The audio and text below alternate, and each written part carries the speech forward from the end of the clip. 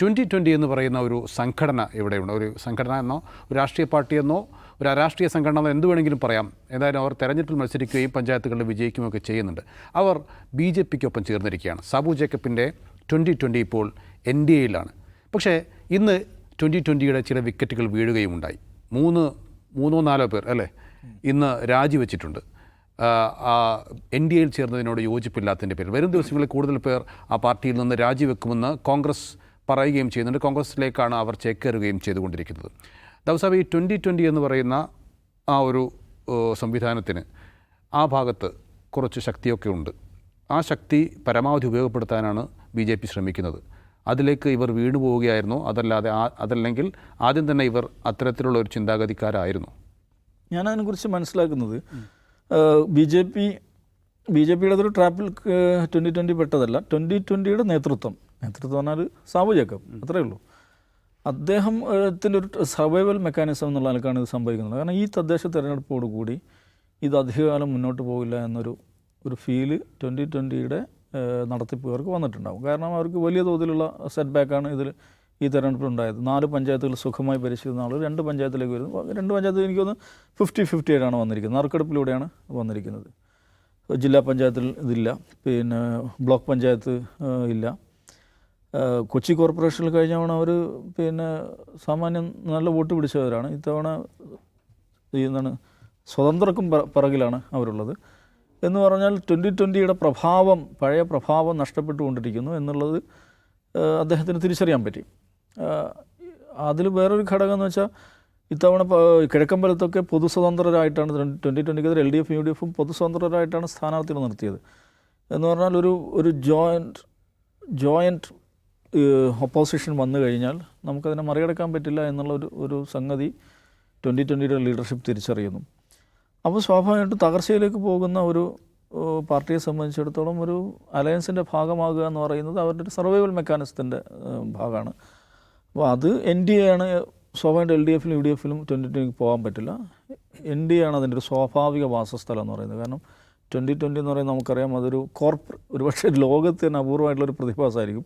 ഒരു corporate company അവരുടെ പ്രവർത്തന പ്രദേശത്ത് അവരുടേതായ ഒരു രാഷ്ട്രീയ പാർട്ടി ഉണ്ടാക്കുക, മത്സരിക്കുക, അവരുടെ കമ്പനി പ്രവർത്തിക്കുന്ന ഈ പൊളിറ്റിക്കൽ യൂണിറ്റുകൾ ഭരിക്കുക, ഒരു അപൂർവ പ്രതിഭാസമാണ്. ഞാൻ ആ നിലയ്ക്ക് അതിന് പോസിറ്റീവായി കാണുന്ന ഒരാളാണ് കേട്ടോ. അത് രാഷ്ട്രീയത്തിൽ പരമാവധി പ്ലെയേഴ്സ് വരട്ടെ എന്ന് വിചാരിക്കുന്ന ആളാണ്. പരമാവധി ഡിവേഴ്സ് ആകട്ടെ, പരമാവധി ഡിവേഴ്സ് പ്ലെയേഴ്സ് വരിക. അങ്ങനെ എല്ലാ നിലക്കുമുള്ള പൊളിറ്റിക്കൽ ട്രെൻഡുകൾ അവർ തമ്മിൽ മത്സരിക്കുക, അവർ തമ്മിൽ പരസ്പരം ആശയ ഇത് നടക്കുക. അതാണ് ജനാധിപത്യത്തിൻ്റെ ഭംഗിയെന്ന് വിചാരിക്കുന്ന ആളാണ്. അതുകൊണ്ട് ഒരു കോർപ്പറേറ്റ് കമ്പനി ഒരു രാഷ്ട്രീയ പാർട്ടി തുടങ്ങുന്നു എന്നുള്ളത് എന്തൊരു മോശം കാര്യമാണെന്ന് എനിക്ക് അഭിപ്രായമില്ല. അതൊരു ഒരു വ്യത്യസ്തമായുള്ള വേറൊരു എക്സ്പെരിമെൻ്റാണ്. ലെറ്റ് ദം ട്രൈ, ജനങ്ങളെ തീരുമാനിക്കട്ടെ. ആ നിലക്ക് അദ്ദേഹത്തിൻ്റെ കമ്പനിയുടെ വൃഷ്ടിപ്രദേശത്താണ് ഏറ്റവും കൂടുതൽ നേട്ടം ഉണ്ടാകുന്നത്. പക്ഷേ ആ പ്രദേശങ്ങളിൽ ഇദ്ദേഹത്തിന് തൊഴിലാളികളാണ് നല്ലൊരു ശതമാനം. തൊഴിലാളികളോ ഏതോ നിലയ്ക്ക് കമ്പനിയെ ആശ്രയിച്ച് ജീവിക്കുന്നവരാണ്. കമ്പനിയുടെ CSR ഫണ്ടുകൾ ഒരുപക്ഷെ ഗവൺമെൻറ്റിൻ്റെ പഞ്ചായത്തിൻ്റെ തനത് ഫണ്ട്, മറ്റ് ഫണ്ട് എന്നൊക്കെ പറയുന്ന ഇത്തരം കാര്യത്തേക്കാൾ കൂടുതൽ കമ്പനിയുടെ CSR ഫണ്ടുകൾ ഈ പ്രദേശങ്ങളിൽ ധാരാളമായിട്ട് ഡിസ്ട്രിബ്യൂട്ട് ചെയ്യുന്നു വെച്ചാൽ ചുമ്മാ അല്ല, അത് വളരെ സയൻറ്റിഫിക് ആയിട്ടാണ്. അതായത് നിങ്ങൾക്ക് ജനങ്ങൾക്ക് വിസിബിളാവുന്ന പ്രോജക്റ്റുകളിൽ, സ്കീമുകളിൽ ഡിസ്ട്രിബ്യൂട്ട് ചെയ്യുന്നു. അവിടെ ഈ ഗ്രോസറികൾ സ്ഥാപിക്കുന്നു. ഗ്രോസറികൾ ആ നാട്ടിലെ ജനങ്ങൾക്ക് കാർഡ് കൊടുക്കുന്നു. ആ കാർഡ് ഉപയോഗിച്ച് ഗ്രോസറി പോയി കഴിഞ്ഞാൽ ഇളവിൽ ചരക്കുകൾ കിട്ടുന്നു. എന്ന് പറഞ്ഞാൽ നമ്മൾ പബ്ലിക് ഡിസ്ട്രിബ്യൂഷൻ സിസ്റ്റത്തേക്കാൾ ഭംഗിയായിട്ടുള്ളൊരു സിസ്റ്റം അവിടെ കൊണ്ടുവരുന്നു. ആ നിലക്കുള്ളൊരു പ്രതീതി സൃഷ്ടിക്കുന്നു. അങ്ങനെയൊക്കെയുള്ള കാര്യങ്ങളിലൂടെയാണ് ആ പ്രദേശത്ത് ജനങ്ങൾ ഇപ്പോഴും 2 പഞ്ചായത്ത് സമ്പൂർണ്ണമായും അങ്ങേറ്റ കയ്യിലുണ്ട്, 2020യുടെ കയ്യിലുണ്ട്. നമ്മൾ മനസ്സിലാക്കണം. കുന്നത്തുനാട് താലൂക്കിൽ 42,000 ചില്ലാൻ വോട്ട് കഴിഞ്ഞ ഇലക്ഷനിൽ പിടിച്ചിട്ട് അത് മോശം വോട്ടല്ല. അവിടെ വിജയിച്ച സ്ഥാനാർത്ഥിക്ക് ലഭിച്ചിരിക്കുന്ന 51,000 ചില്ലാൻ വോട്ടാണ്. അപ്പോൾ അങ്ങനെ ഒരു കോർപ്പറേറ്റ് സെറ്റപ്പിൽ ഒരു കോർപ്പറേറ്റ് കമ്പനിയുടെ കീഴിൽ പ്രവർത്തിക്കുന്നൊരു പാർട്ടി സ്വാഭാവികമായിട്ട് BJPയുടെ ഒരു കോർ പോപ്പുലേഷൻ അവരിലേക്ക് വരുന്ന ഒരു ഡെമോഗ്രഫി ഏതാണെന്ന് വെച്ചാൽ അവരും ഏതാണ്ട് ഇങ്ങനെയൊക്കെ തന്നെയായിരിക്കും. മധ്യവർഗം, ഉപരിമധ്യവർഗം, ലോഹ് പുരുഷായിട്ടുള്ള സ്ട്രോങ് മാനായിട്ടുള്ള നരേന്ദ്രമോദി ആരാധിക്കുന്ന ആളുകൾ, വികസനം ഇതൊക്കെ അങ്ങനെയൊക്കെയുള്ള ആളുകളാണല്ലോ BJPയിലും കൂടുതലായിട്ട് വരുന്നത്. അപ്പോൾ ആ നിലക്കുള്ളൊരു സൈക്കോളജിക്കൽ ബ്രിഡ്ജ് നേരത്തെ തന്നെ ഈ 2 പാർട്ടിയുടെയും ലോയൽ ഗ്രൂപ്പുകൾക്കിടയിലുണ്ട്. എന്ന് മാത്രമല്ല ഈ പ്രദേശത്ത് നോക്കൂ 2020 സജീവമായി നിൽക്കുന്ന ആ മേഖലകളിൽ UDFും LDFും 2020 എതിർക്കുന്ന ആ ഒരു അളവിലും തീവ്രതയിലും BJP ഒരു കാലത്തും എതിർത്തിട്ടുമില്ല. ഇപ്പോൾ കുന്നത്ത് നടന്ന 42,000 വോട്ടാണ് 2020 കഴിഞ്ഞ ഇലക്ഷനിൽ കിട്ടുന്നതെങ്കിൽ BJP 7,000 ചില്ലാൻ വോട്ടേ ഉള്ളൂ. 4ാം സ്ഥാനത്ത്, വിദൂരമായ 4ാം സ്ഥാനത്താണ് നിൽക്കുന്നത്. 1ഉം 2ഉം 51,000 ചില്ലാൻ ആണ് ജയിച്ച ആൾക്ക്. 49,000 സംതിങ് ആണ് 2ാം സ്ഥാനത്തുള്ള UDF. 3ാം സ്ഥാനത്തുള്ള 2020 42,000 ചില്ലാൻ. BJPക്ക് 7,000 ചില്ലാനേ ഉള്ളൂ. അങ്ങനെ അത്രയും വലിയ ഗ്യാപ്പുണ്ട്. അപ്പോൾ സ്വാഭാവികമായിട്ടും അവിടെ BJP ആയിട്ടുള്ള അലയൻസ് വന്നു കഴിഞ്ഞിട്ടുണ്ടെങ്കിൽ സർവൈവൽ പ്രതീക്ഷിക്കുന്നുണ്ടാവും സാബു ജേക്കബ്. അതുകൊണ്ട് സ്വാഭാവികമായിട്ടും ആ നിലക്കുള്ള അന്വേഷണം നടക്കുന്നു.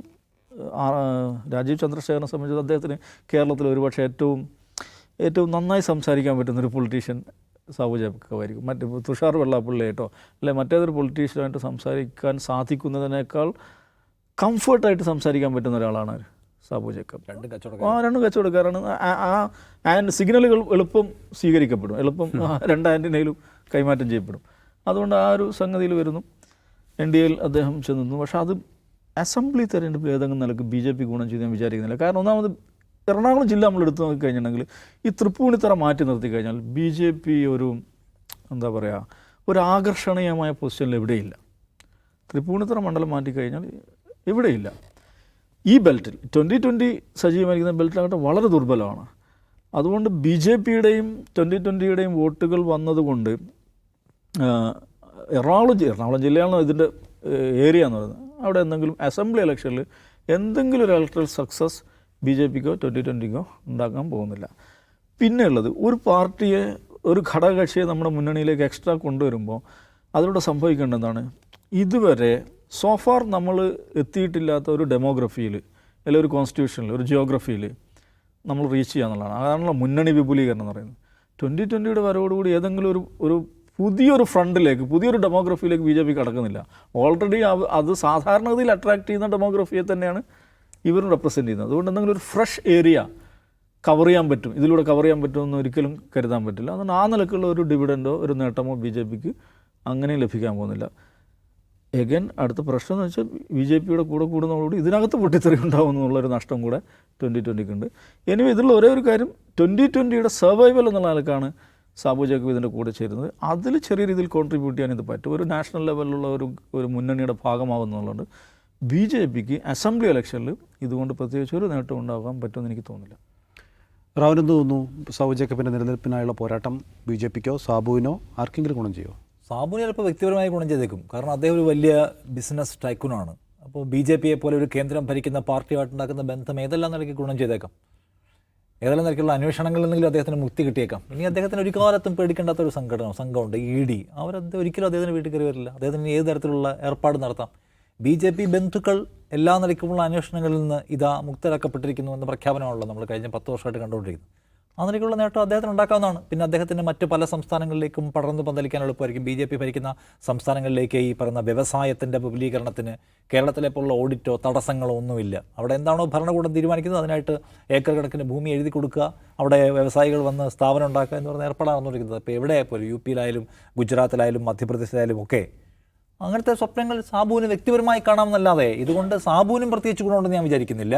എന്ന് മാത്രമല്ല BJPക്ക് ഗുണമില്ല. നേരത്തെ ദാവസായി പറഞ്ഞാൽ സാബുവിൻ്റെ ഗുണമെന്ന് വെച്ചാൽ എന്താണ്? സാബുവിന് ആളുകൾ വോട്ട് ചെയ്ത് എന്തിനാണ് വോട്ട് ചെയ്തത്? അവർക്ക് വ്യക്തിപരമായി ഗുണം കിട്ടുന്നു എന്നതിൻ്റെ പേരിൽ പ്രാദേശികമായി ഉണ്ടായിട്ടുള്ള ഗുണത്തിനുള്ള പ്രതിഫലം എന്നതിലേക്ക് കൊടുത്താണ്. നേരത്തെ പറഞ്ഞ പോലെ ഇപ്പോൾ 2015 ഇവർ ഈ 2020 ഉണ്ടാക്കുന്നതിന് എന്തിനാണ്?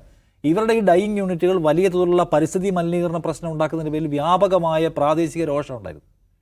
അതിന് മുമ്പ് അവിടെ ഭരിച്ചുകൊണ്ടിരുന്ന കോൺഗ്രസിൻ്റെ ഭരണസമിതി ഇവർക്ക് പൊല്യൂഷൻ ക്ലിയറൻസ് പോലുള്ള സംഗതികൾക്ക് അത് വലിയ പ്രശ്നം ഉണ്ടാക്കി. അപ്പോൾ കയ്യിലുള്ള പൈസ മുഴുവൻ ഇറക്കിയിട്ട് 2015 ഇവർ 2020 ഉണ്ടാക്കി അധികാരം പിടിക്കുന്നു.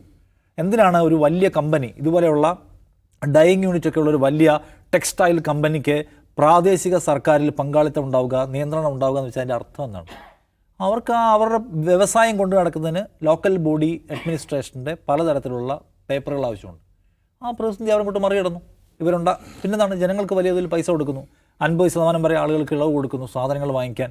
പിന്നെ 10, 50, 60 കിലോമീറ്റർ ആ കിഴക്കമ്പലം പഞ്ചായത്തിൽ ഇവർ റോഡുണ്ടാക്കിയിരിക്കുന്നു, പുതിയ ആധുനിക വിളക്കുകൾ വെച്ചിരിക്കുന്നു. പിന്നെ പഞ്ചായത്തിൽ തന്നെ അംഗങ്ങളായവർക്ക് ഇവർ കുറേ പൈസ ഈ സർക്കാർ കൊടുക്കുന്ന കുറച്ച് പൈസയാണല്ലോ ഓണറേറിയം, ഇവർ എക്സ്ട്രാ പൈസ കൊടുക്കുന്നു. അങ്ങനെ ലോയൽറ്റി പരമാവധി വർദ്ധിപ്പിക്കുന്നു. പഞ്ചായത്ത് പ്രസിഡന്റ് എന്ന് പറഞ്ഞ മനുഷ്യൻ രാജിവെച്ച് പറഞ്ഞെന്താണ്, എല്ലാം ഭരിക്കുന്ന സാബു സാറാണ്, നമുക്കൊരു റോളും ഇല്ല എന്നാണ്. പഞ്ചായത്ത് ഭരിക്കുന്നതും പാർട്ടി ഭരിക്കുന്നതും എല്ലാം സാബുവാണ്. അതിനകത്ത് വേറെ ജനാധിപത്യം എന്ന് പറയുന്ന ആശയത്തിനൊന്നും ഒരു റോളും ഇല്ല. അപ്പോൾ അവരെന്ന് വെച്ചാൽ അവർക്ക് കമ്പനി നടത്തുന്നതിനും അവർക്ക് അവരുടെ പൊളിറ്റിക്കലായിട്ടുള്ള നെഗോഷിയേഷനും എല്ലാം വേണ്ടി അവർ ഈ സംവിധാനത്തെ ഉപയോഗിക്കുന്നു. ആളുകൾക്ക് വേണ്ടതാണ് സൗജന്യങ്ങൾ കൊടുക്കുകയാണ്. സൗജന്യങ്ങൾ ഈ കാർഡുകൾ വഴി കൊടുക്കുന്നു. വളരെ പെട്ടെന്ന് ദൃശ്യമാകുന്ന വികസന പരിപാടികൾ കൊണ്ടുവരുന്നു. അങ്ങനെ ഒരു ഗ്രൂപ്പ് ഓഫ് ആളുകൾ ഈ പറയുന്ന കമ്പനിയോട് വിധേയത്വമുള്ളവരായോ ആരാധനയുള്ളവരായോ ആനുകൂല്യങ്ങൾക്ക് പ്രതിഫലം കൊടുക്കാൻ സന്നദ്ധരായവരായിട്ടുള്ളൊരു കൂട്ടത്തെ അവർ സൃഷ്ടിച്ചു. അങ്ങനെ ഒരു കിഴക്കമ്പലത്തി ജയിച്ചു. അതുകൊണ്ട് കൂടിപ്പോയപ്പോൾ 4 പഞ്ചായത്ത് ജയിച്ചു. സ്വാഭാവികമായൊരു പ്രതിഭാസം അതിൻ്റെ ചെറിയ ഒരു കാലഘട്ടം മാത്രം പൂർത്തിയാക്കി അത് താഴേക്ക് വീഴുന്നതിൻ്റെ നമ്മൾ കഴിഞ്ഞ ലോക്കൽ ബോഡി ഇലക്ഷൻ കണ്ടു. അവർ 2 പഞ്ചായത്തിൽ മാത്രമായിട്ട് ചുരുങ്ങി. എന്ന് പറഞ്ഞാൽ 2020 എന്ന് പറയുന്ന സംവിധാനത്തിനോട് ആളുകൾക്കുണ്ടായിരുന്ന ഒരു ബൂമുണ്ടല്ലോ, അതങ്ങോട്ട് കഴിഞ്ഞു. കേരളത്തിലെ മനുഷ്യർ എന്തൊക്കെ പറഞ്ഞാലും പൊളിറ്റിക്കലാണല്ലോ. ഒരു ഘട്ടം കഴിഞ്ഞപ്പോൾ അതുകൊണ്ട് വീഴുന്നതിൻ്റെ സാധ്യത ഇപ്പോൾ സാബു കാണുന്നു. സാബുവിനെ അതിജീവിക്കാൻ ഇനിയുള്ള മാർഗ്ഗം എന്താണ്? BJP എന്ന് പറഞ്ഞൊരു മുന്നണിയിലേക്ക് പോവുക എന്നുള്ളതാണ്. ആ BJP എന്ന് പറഞ്ഞ മുന്നണിയിലേക്ക് പോകുമ്പോൾ സാബുവിനോടും സാബുവിൻ്റെ കമ്പനിയോടും സാബു ചെയർമാനായ 2020യോടൊക്കെ ജനങ്ങൾക്കൊരു പ്രതിബദ്ധതയുണ്ട്. കാരണം ഞാൻ നേരത്തെ പറഞ്ഞ അവർ ദൈനംദിന ജീവിതത്തെ സ്പർശിക്കുന്ന പരിപാടികൾ അതിനകത്തുണ്ടായിരുന്നു. അത് അവർ തമ്മിലൊരു കൊടുക്കൽ വാങ്ങലാണ്. അല്ലാതെ സാബു മുന്നോട്ട് വെക്കുന്ന ഒരു രാഷ്ട്രീയത്തിനുള്ള പിന്തുണയായിട്ട് പോലും ഞാൻ അതിനെ പൂർണ്ണമായും കാണുന്നില്ല. അപ്പോൾ സാബുവിൻ്റെ സംവിധാനം വീഴുകയും സാബു പോയി അമിത്ഷായുടെ കൂടെ കൂടുകയും ചെയ്ത അമിത്ഷായ്ക്ക് വോട്ട് ചെയ്യേണ്ട ബാധ്യതയൊന്നും ഈ പറയുന്ന മനുഷ്യന്മാർക്കില്ല. അതുകൊണ്ടാണ് ആ പാർട്ടിയിൽ നിന്ന് ടക്ക് ആളുകൾ ഇപ്പോൾ രാജിവെക്കുന്നത് കാണുന്നത്. അതുകൊണ്ട് ഇതുകൊണ്ട് സാബുവിന് ഒരു പിന്തുണ ഉണ്ടായിരുന്നു, നേരത്തെ ഉണ്ടായിരുന്നത്ര ഇപ്പോൾ ഇല്ല.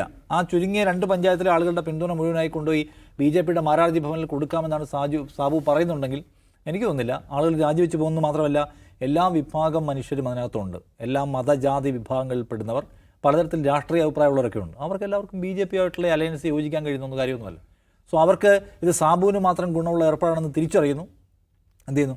അതിൻ്റെ ആൾക്കാർ പോകാനുള്ള സാധ്യത കൂടുതലാണ്. ഒരു പൊളിറ്റിക്കൽ പവർ എന്ന നിലയ്ക്കുള്ള അതിൻ്റെ പ്രാദേശികമായ ശക്തി ക്ഷയിച്ചേ വരികയാണ്. അതുകൊണ്ട് BJPക്ക് കൃത്യമായ ഗുണമൊന്നും ഉണ്ടാകുന്നില്ല.